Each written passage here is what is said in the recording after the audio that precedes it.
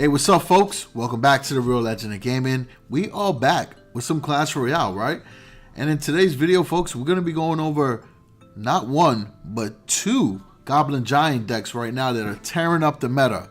And I had the privilege of going up against one, and I gotta admit, it's a pretty solid deck. But I'm going to give you the option of using either or because they're both making a huge impact. So enough with all that, let's get into that intro, folks.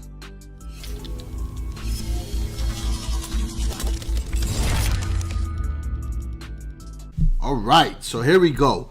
We got our first deck that we're going to show you, right? It consists of the Spirit Goblins, the Miner, the Sparky, the Mega Minion, the Dark Goblin, the Goblin Giant, the Fireball, and the Lot. Let's go into the breakdown of this deck here.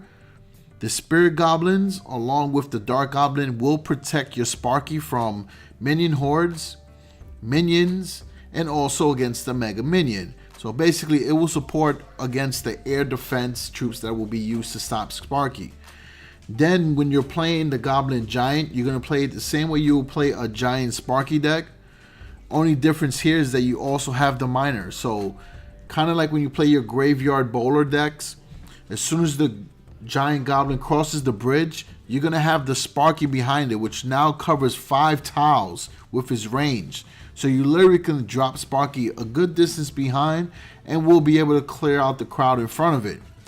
As soon as those cards are across the bridge and ready to destruct, you're going to throw in your Miner, and your Miner is going to do chip damage while your opponent is focusing on your Sparky or your Giant Goblin. And that's going to be very powerful. Then your Fireball will also help protect your Sparky, because at the end of the day, the main power to this deck is the Sparky. So you got to protect it at all costs. And believe me, people are planning for Sparky in their decks now. You know, you're starting to see a lot of more Electro Wizard combinations with zaps inside the same deck. So just be conscious of that. Try to use this Fireball only for counters against the Sparky. And of course, if you need to use it for late chip damage. Now, the other deck that I'm going to explain functions very similar to the one I just mentioned. A couple differences though, right? So it obviously has Sparky, it has Goblin Giant, it also has the Mega Minion. But this is where things get a little bit different. It has the Bats, Spirit Goblins as well, Fireball, but this deck has Zap. So it allows you to counter against Sparkies as well. And then it has the Royal Ghost.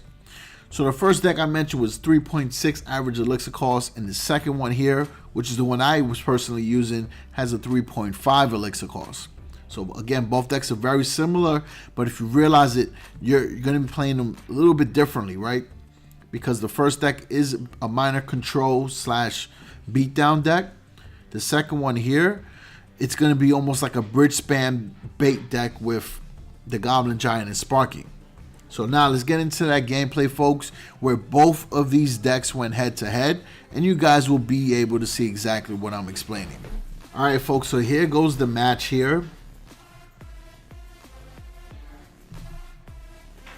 So we're waiting for our elixir counts to build up. Right away, they throw the Dark Goblin at the bridge.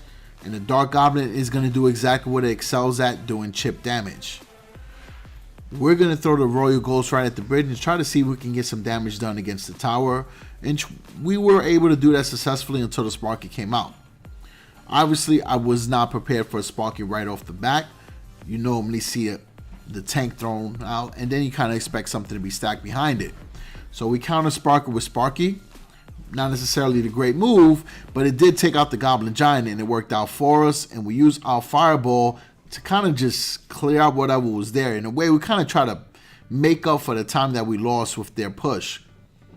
So we did stop it, but we lost a lot of damage. And you notice what they did was they played the Sparky Goblin Giant combo, and then they're using the Dark Goblin for chip damage. So that's how you would play that deck. So now that we already lost a tower, and you know, we got some BMing from the opponent, right? It just makes it sweeter, right? Because now we got to create a counter push. So we're going to do the exact same thing.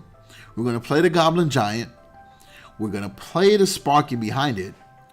But I'm going to wait a little bit later because what I want to do is zap the tower and the Sparky at the same time. And because the Sparky now covers 5 tiles, my Sparky is going to have enough time to take down their Sparky before it recharges, allowing my Goblin Giant to lock in on the tower for the beatdown, and my Sparky is still rolling full health. And then we're going to sneak in the Royal Ghost in front of it so that the Royal Ghost can kind of act like a tank, and then we're going to support the Sparky from the back with the Spirit Goblins, which worked because the Mega Minions took the target off the Royal Ghost, which allowed us to not only take a tower, but pretty much take the King's Tower as well. And we're able to win that match. So you see, both decks are very effective and very dangerous, because you saw that I was overwhelmed. Tower was taken away from me quickly because I didn't expect that combination, but you can quickly counter attack if you play the right way. And then if you saw this, the way I played my deck, it gives you a different style to use the Sparky Goblin Giant deck, in which, you know, you can be a judge for yourself. It looked like, oh, it was able to overtake the other deck, and it showed really good power, and being able to cycle through cheap units that also can be bait for the zap spell. It really helps out big time. So folks, that's pretty much it. Those are two decks there for the price of one, right? But they're both going to help you out in this meta, because Sparky Goblin Giant is going to be a big part. And to be personally honest, the Dark Goblin is making a nice comeback as well. So if you want to go with the Dark Goblin combination with the Miner, you're not making a bad choice. They're both very solid decks, all right? So other than that, folks, appreciate all the support. Peace out.